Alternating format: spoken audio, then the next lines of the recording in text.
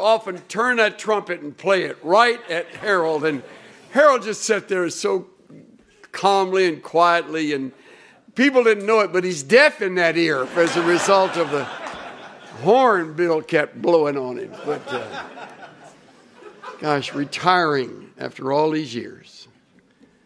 Terrific, Bill. Thank you for all that good work you do. You're a great sport. When you retire, you can give up that trumpet, too, I want to tell you. If you want. Well, as you've guessed by now, they don't bring me here to encourage you academically. Though I really do believe in what you're doing here. And I do applaud you for pursuing your degrees. I have to say that this is a place of theory. It's a place of academia, and it needs to be. But there is nothing theoretical or academic about ministry. And therein lies the rub. And that's the reason I sometimes show up to address some of the reality unrelated to the academic world. I believe in what you're doing, and I applaud the plan as it unfolds. And I know in order to get a degree, you have to do a number of things that require academic discipline. In some of your cases, excellence. You are very bright people, and you wouldn't be here if you weren't. I have no sarcasm in saying that. I'm impressed with your ability and with this faculty to lead you into realms that you would not otherwise go on your own. But there is no required reading once you're out of here. There is no written testing once you're gone from here. There are no semesters. There is no classroom. But there are constant examinations. Not the kind a professor will give you and grade, but examinations on life. Because see, you can form habits here that are very destructive in a ministry out there in the middle of nowhere, when there are no longer professors to look over your work or those who keep the record of your accomplishments academically. You will not fail or be disqualified in ministry because of intellectual failure. You will fail because of character failure. That's where you'll fail. And nobody here wants that for you. But there's only so much a school can do. It doesn't do magic. And if you don't come with some things in place, if you're not careful in this dangerous place, you'll learn to fake it. And because you're capable intellectually and able to ace many of the exams, you can begin to believe your own stuff and think that that's going to qualify you for ministry, and it does not. In ministry, the secrets ultimately become known, as in a home. One of the great things about home is constant accountability from parents and siblings. None of them is impressed with you. And you know that. When you go, prophets without honor, right there at home. That's why I always shudder when I go back to Houston. It was where most of my roots are, and I remember our band instructor, Eugene C. Strand, looking at me with shock when I went back to campus to visit. He said, "You're supposed to be in Alcatraz." That's a nice gathering of thoughts there. But when you are in ministry, the truth becomes known. It isn't long before folks notice that you're discourteous or selfish, or you are envious, or you're rude, or you lack forgiveness, or you don't do well as it relates to sharing the credit that another person really deserves. Which made me appreciate this little piece I came across a few years ago. It's a picture of an old lady that's got a face like about 8 miles of bad road in Mississippi. And it reads, in a trial, a southern small-town prosecuting attorney called his first witness, a grandmotherly, elderly woman, to take the stand. He approached her and asked, Mrs. Jones, do you know me? She responded with a shrug, well, yeah, I do know you, Mr. Williams. I've known you since you were a little boy, and frankly, you've been a big disappointment to me. You lie, you cheat on your wife, and you manipulate people. You talk about them behind their backs. You think you're a big shot when you haven't the brains to realize you'll never amount to anything more than a 2-bit paper pusher. Yep, I know you. The lawyer's a little stunned, not knowing exactly what else to do, pointed to the attorney across the room and said, Ms. Jones, do you know the defense attorney? She replied, yeah, I know him too. I've known Bradley since he was a youngster. He's lazy, bigoted, has a drinking problem. He can't build a normal relationship with anyone, and his law practice is one of the worst in our entire state. Not to mention, he cheated on his wife with 3 different women. One of them was your wife. Yeah, I know, Bradley. Defense attorney nearly passed out. The judge asked both counselors to approach the bench, and a quiet voice said, if either of you idiots ask her if she knows me, you're going right to the electric chair.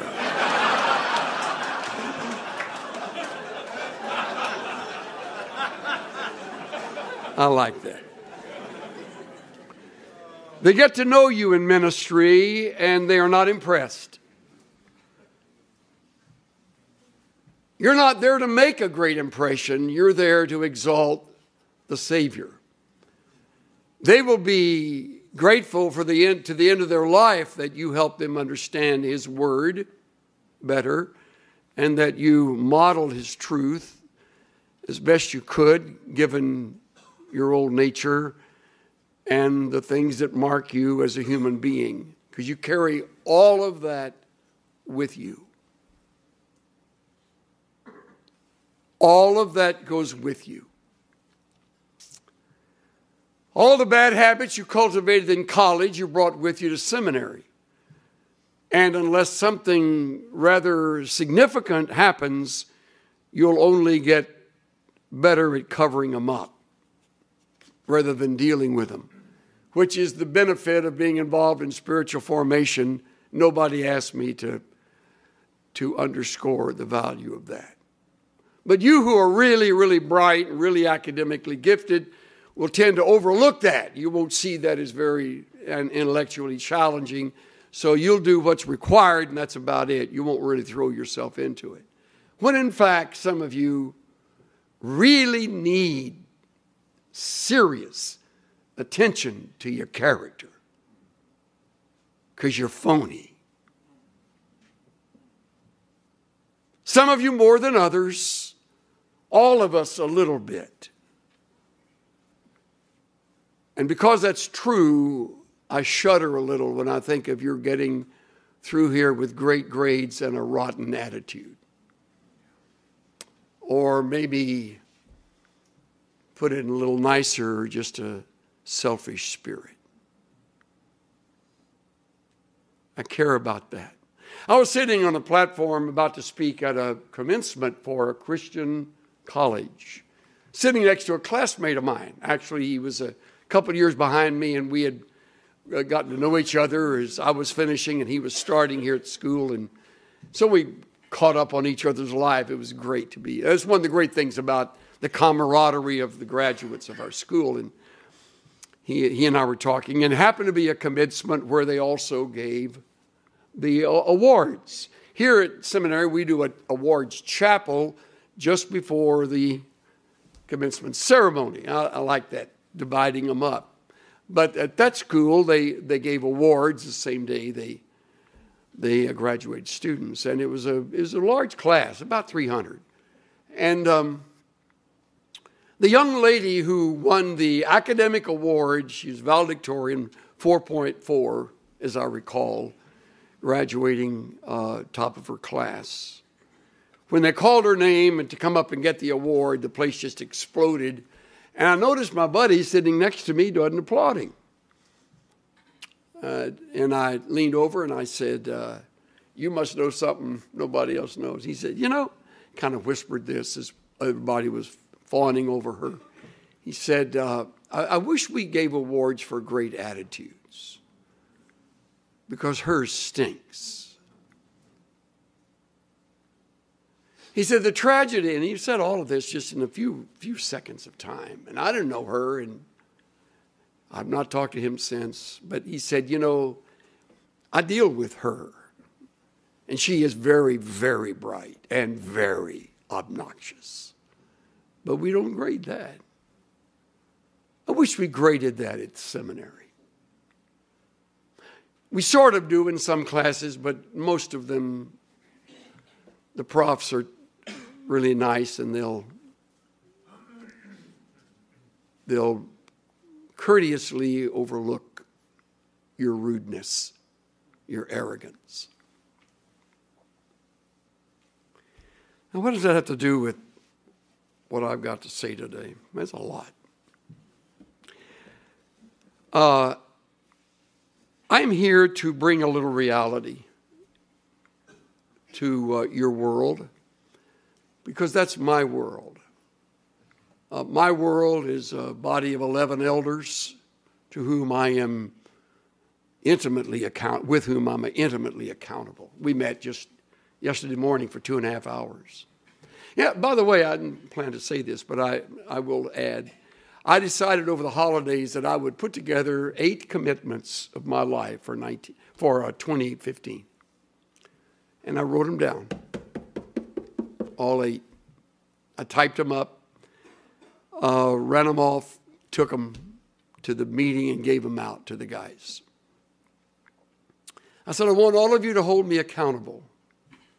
These are 8 areas where I feel my life needs attention, and I want to be better at it at the end of the year than I am at it right now.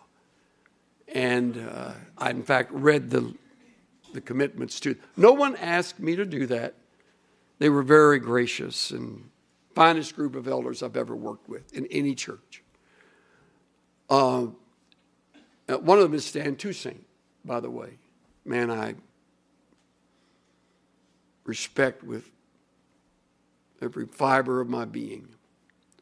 And he had the courtesy to thank me for that after that. But I didn't do it to get thanks. I did it because I want them to know on the front end as the year starts that I, an 80-year-old pastor serving a church with a wide variety of ages and stages of people, I know that I can begin to slip. I know that I can get lazy. And I know that I can get away with things if for no other reason than my age or what little bit of reputation I've been able to build over the years. I don't want to do that. I don't want to get away with anything that is inappropriate and diminishes the glory of Christ and his role in my life and his work in my life. I have a long ways to go in areas like you do. So when I speak to you rather forcefully, as I have, I will always tell you the truth. I will never lie to you. And I will always address issues that are real issues. I don't make them up. Because you will be there when I'm dead and gone. And you will be there when no prof is there to correct a paper or to rearrange your thinking in an area where you're moving into error. That's why you can slip easily in ministry. If you're not accountable to those who hold your feet to the fire theologically. And if you don't read on your own, all your reading is dated. And so one of my commitments was to stay up on where we are, never forgetting that God is sovereign over it all. So I stand with you today as a fellow sinner, just a few more years in my life than you have, but the book that I love and from which I preach with all the passion I can muster is filled with very wise directives that I'm to take personally, regardless of achievements or academic accomplishment, as in your case, or what other people may think. I know myself too well to know that I could easily fake it.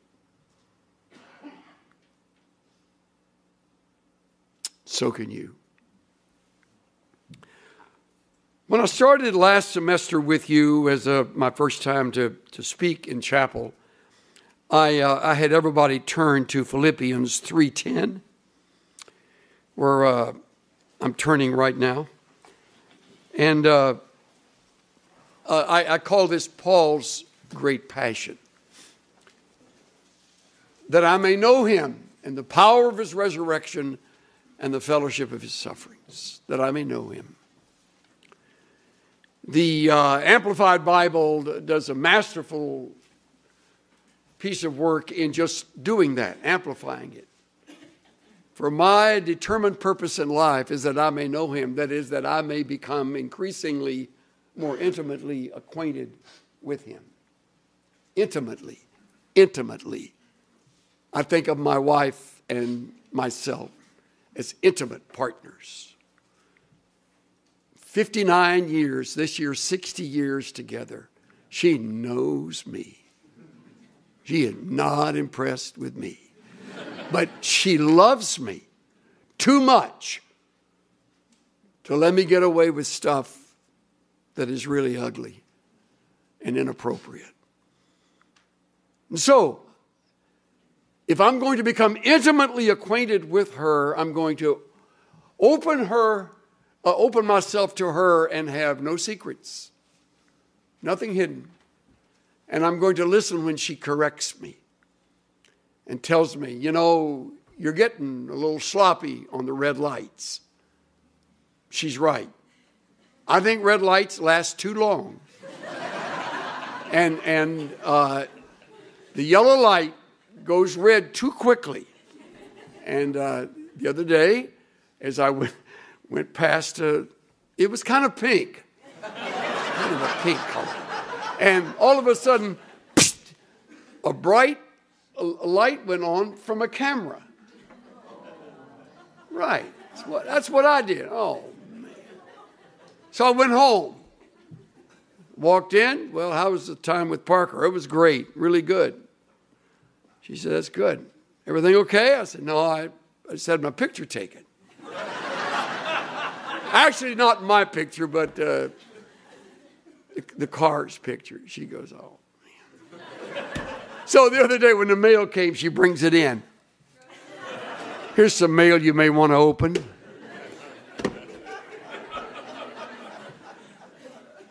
That I may know Christ so deeply and so intimately that I'm aware of the fact that I am impatient.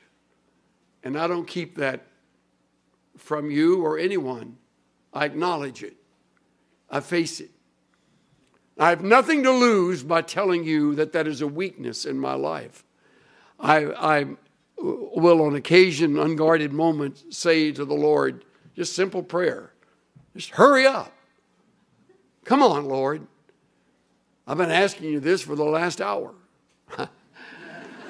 As if an hour is an infinite. But he doesn't run my life, like I want it run. So I adapt to him. It's called submission, or one of the disciplines of the godly life, surrender. And it doesn't come easily.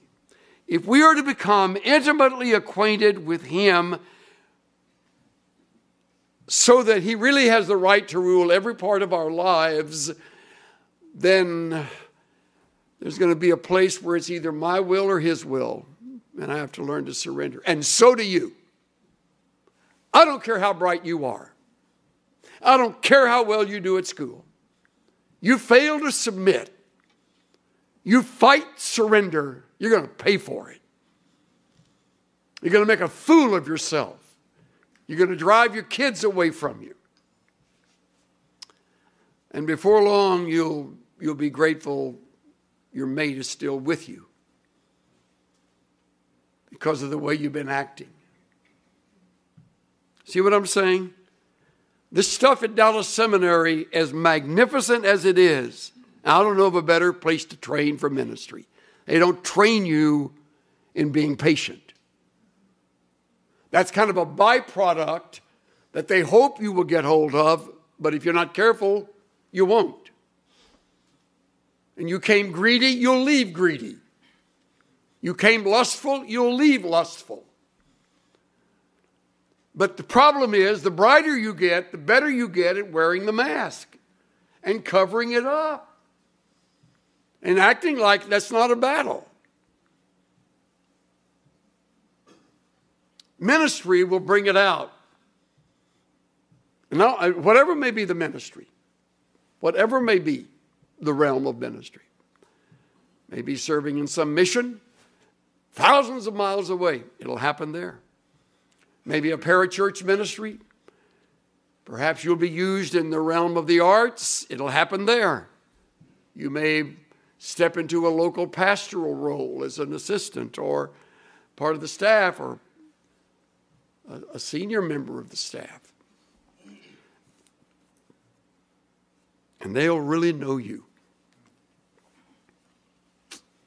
And you know what? They really will want to respect you and admire you and love you. And one of the secrets, as I learned from Jim Peterson with the Navigators many, many years ago, is to let them see the cracks in your life. Let them see them. That's why I say to guys that go and do the candidating sermon at a church, don't preach your best stuff. They'll expect that all the time. You know, preach a reasonably good message. But, boy, if you knock it out of the park, they expect you to be a home run hitter every time you get up there. And you're not. You're not that good. But they'll think that if you try to impress them with this, sugar stick that you're able to deliver so well. An intimate walk with Christ means that I tell the truth, regardless. Now, hold a place in Philippians. We're going to be back in chapter 2 in a second. But look at Hebrews. Yeah, Hebrews 12. You got a Bible? Okay, good. Hebrews 12. Since we have so great a cloud of witnesses surrounding us. And isn't that a great word picture? It's a picture of an arena. An arena is made up of two groups, all the people in the stands, often thousands, and those on the field, the athletes and the spectators.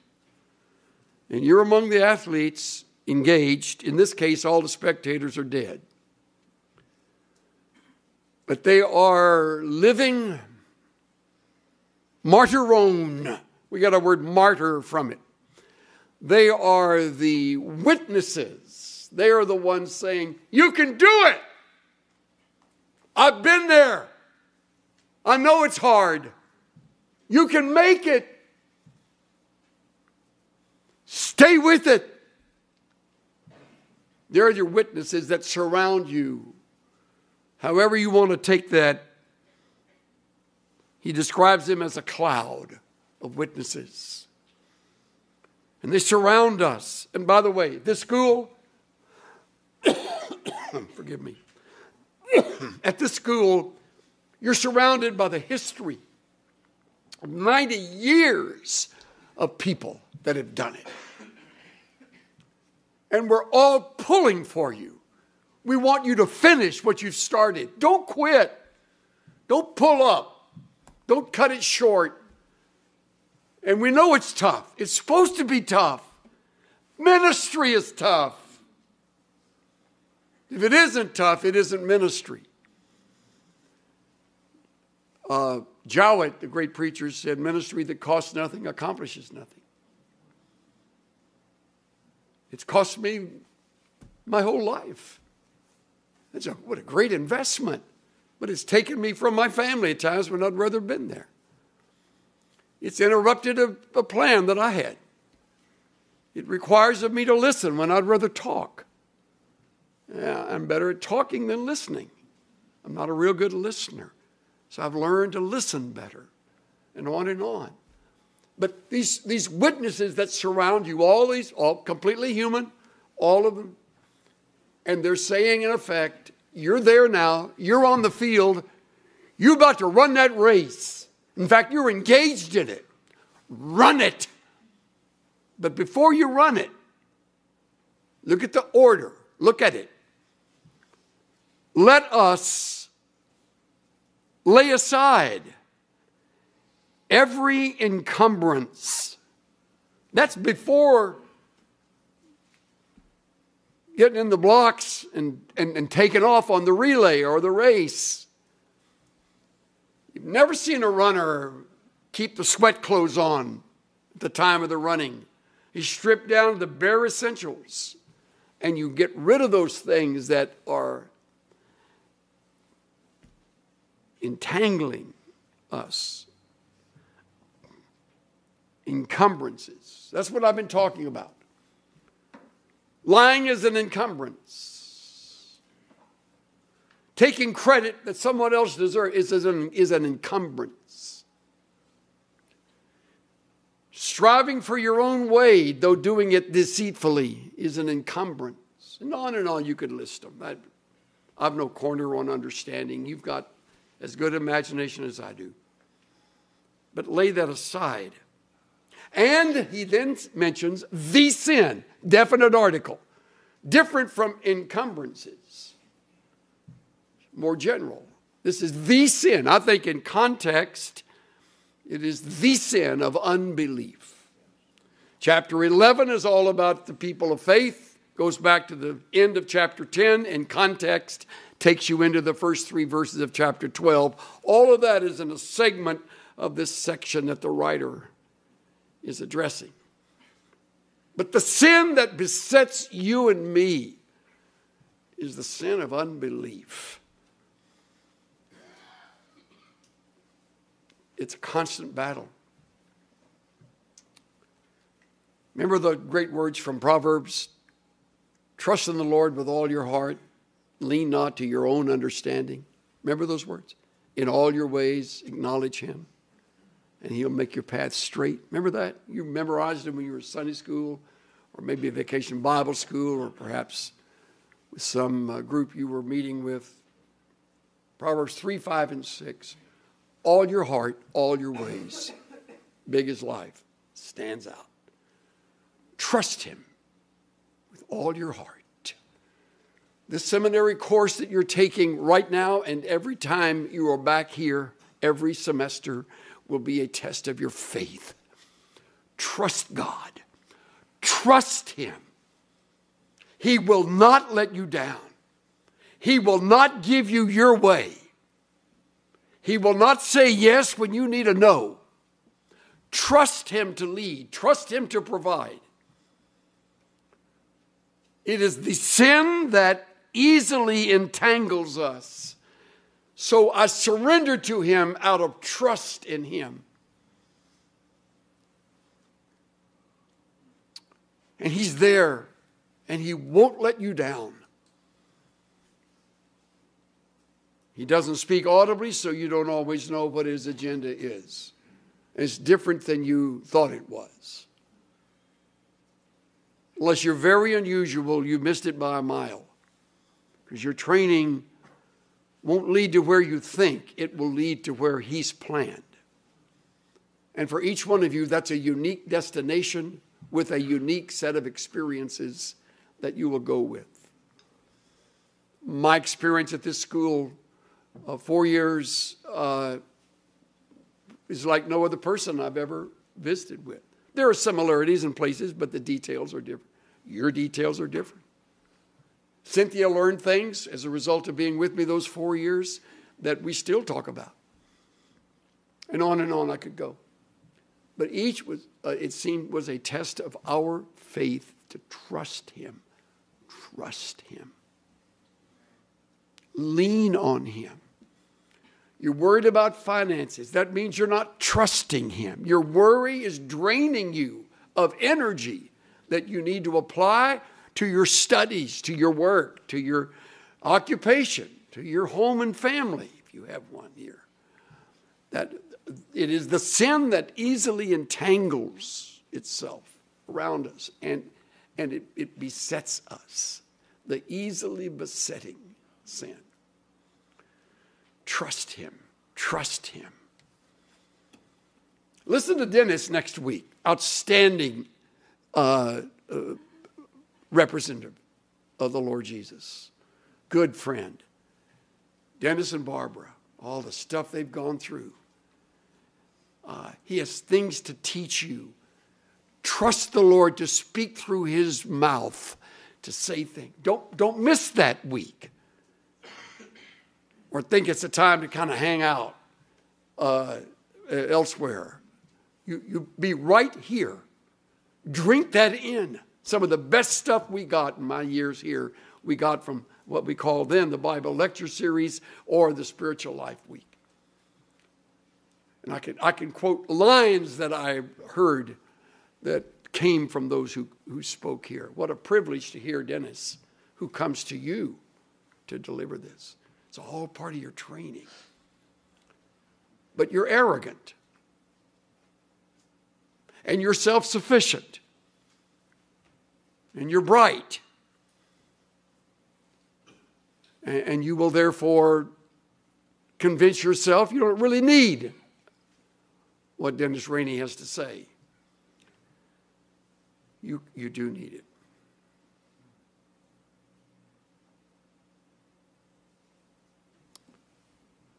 One more passage, okay? Philippians 2. This will eat your lunch. You think 3 got to you. Look at chapter 2.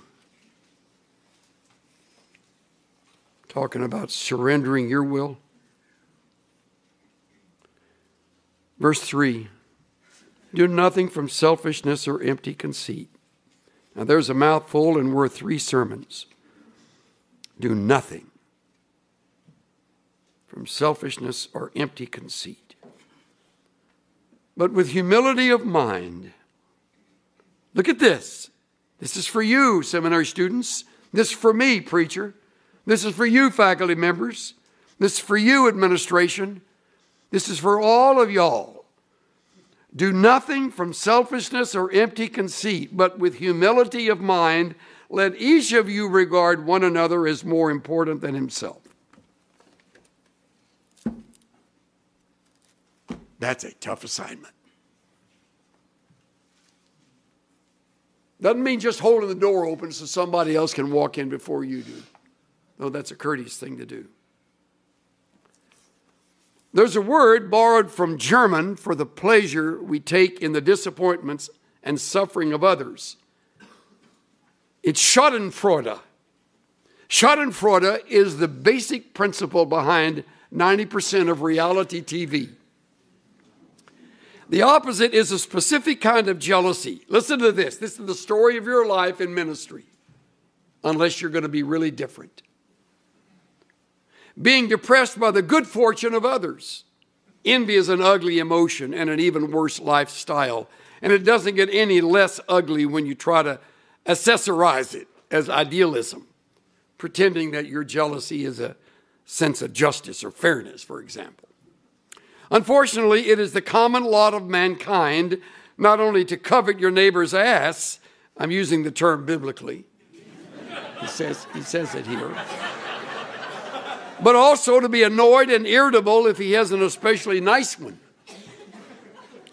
I learned this one afternoon in a hotel room in Washington, D.C. An acquaintance of mine had recently published a quite successful book and was getting both good reviews and healthy sales. As it happened, the author deserved all of this success because the book was well done, timely, and an important addition to the public debate. So I was depressed. A recent book of my own on a similar subject had not been nearly as successful. So watching the other author's celebrity was a bit like a root canal for my ego. My relative lack of success was in no way caused by the other author. And his success took nothing away from me, but I was nevertheless in a deep funk. I also had a decision to make. As it turned out, he was having a book signing party at a local Washington bookstore that evening. Should I go? The question made as much sense as how would I like a hot, sharp stick poked in my eye? But I thought about it. Youth has its passion, but age has its bitterness. Whoa. And frankly, I didn't like the way it felt. First of all, it was pointless. What good did it do me to be depressed about someone else's success? It's one thing to be down about your own failure, although you shouldn't dwell on it. But what possible reason would you have to wallow in self-pity over someone else's good fortune? Isn't that a good question? More good stuff he writes, but that's one you're going to have to fight. I don't know of any sin more subtle or more famous in ministry than envy. You'll fight it constantly unless you're really a cut above. And if you are, I admire you. To applaud the success of a classmate, to graduate and to know what kind of a classmate he or she was, and then to see that success wash over them when you really may have studied harder or maybe even made better grades. But success doesn't come to you like it comes to her or to him. And you're going to fight that. That ugly envy will emerge again and again and again until you finally look yourself in the mirror and say, knock it off. What an ugly way to respond to this brother or this sister who deserves every bit of the accolades that she's receiving. Don't do anything from selfishness or empty conceit, but with the humility of mind, regard each as more important than himself. Don't merely look out for your own personal interests, but the interests of others. Practice that at DTS.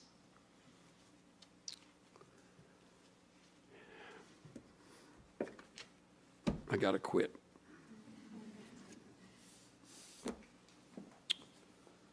I wish before you leave you'd buy a copy of The Valley of Vision. This is a series of Puritan prayers. This is my second time through it. I've about worn this one out. I wore out another one, so you know it's worth reading. I read them from time to time. Very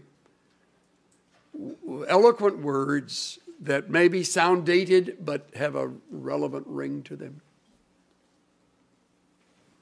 And I close with these words. I'm a shell full of dust, made anew by an unseen power of grace. Yet I'm no rare object of valuable price, but one who has nothing and is nothing, although chosen from thee, of thee from eternity, and born again. I'm deeply convinced of the evil and misery of my sinful state, of the vanity of creatures, but also of the sufficiency of Christ. Now listen closely. When thou wouldest guide me, I control myself. When thou wouldest be sovereign, I rule myself. When thou wouldest take care of me, I suffice myself. When I should depend on thy providings, I supply myself. When I should submit to thy providence, I follow my will. When I should study, love, honor, trust thee, I serve myself. I fault and correct thy laws to suit myself. Instead of thee, I look to man's approbation. I am by nature an idolater.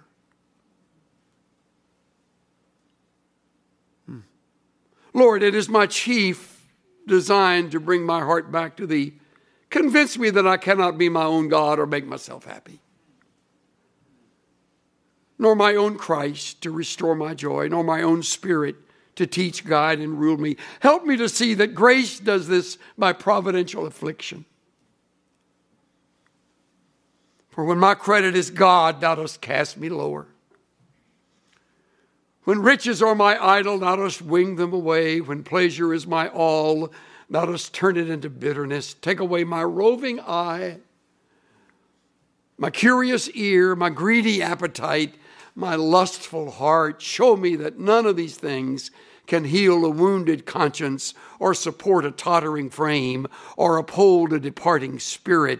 Take me to the cross and leave me there. Take me to the cross and leave me there. How grateful we are for the cross. Who first saw the light and the burden rolled away. Don't ever get over the sheer ecstasy of that.